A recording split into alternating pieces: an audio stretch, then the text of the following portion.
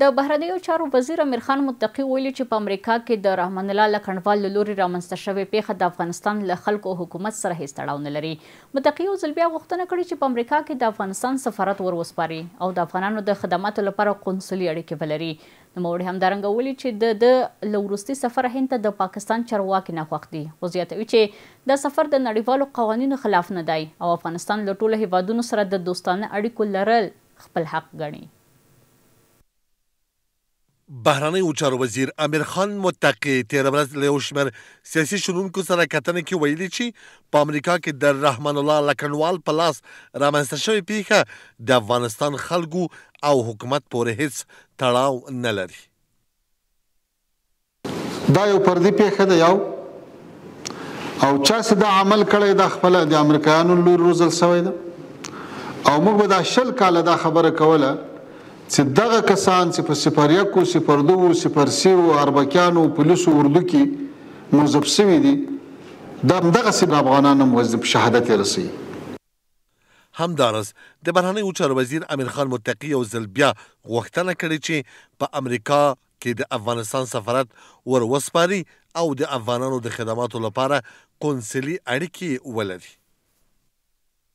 موږ له امریکایانو سره بار دا خبره کړې چې موږ تاسو باید سفارتي اړیکې ولرو، موږ تاسو باید خپلو اتباعو ته قونسلي خدمات وړاندې کړو تر څو یو څوک مجبوره نه شي چې هغه په غیر قانوني شکل یو ځای ته ځي یا غیر قانوني کړنو ته لاس واچوي. ښاغلي متقي په دې غونډه کې په ډاګه کړ چې ستونزه په خپله پاکستان کې ده او اسلام آباد دې په خپله ګامونه پورته کړي. په تېر 4 کاله کې له افغانستان نه هیچا ته هیڅ نوی تکلیف نه دی رسېدلی.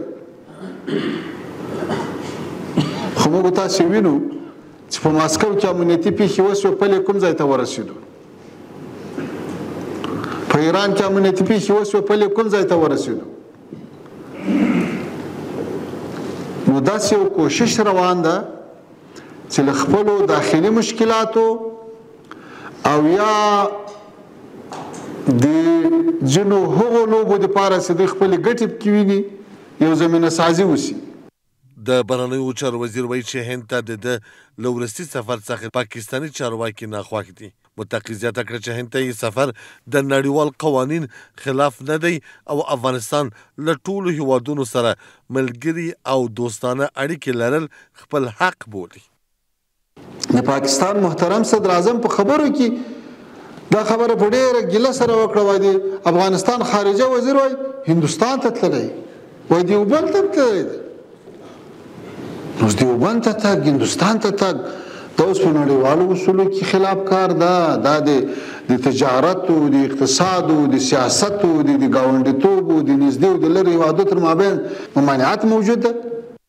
دا په داسې حال کې ده چې د بهرنیو چارو وزیر امیر خان متقي پرون په کابل کې د هېواد له یو شمېر سیاسي شنونکو سره په ناسته کې د پاکستان او افغانستان د اړیکو ترنګړتیا مذاکراتو د پاکستاني لوري د غوښتنو نشهیي توکو او له سیمې او نړۍ سره د اسلامي امارت د سیاسي او اقتصادي اړیکو په اړه خبرې کړې دي.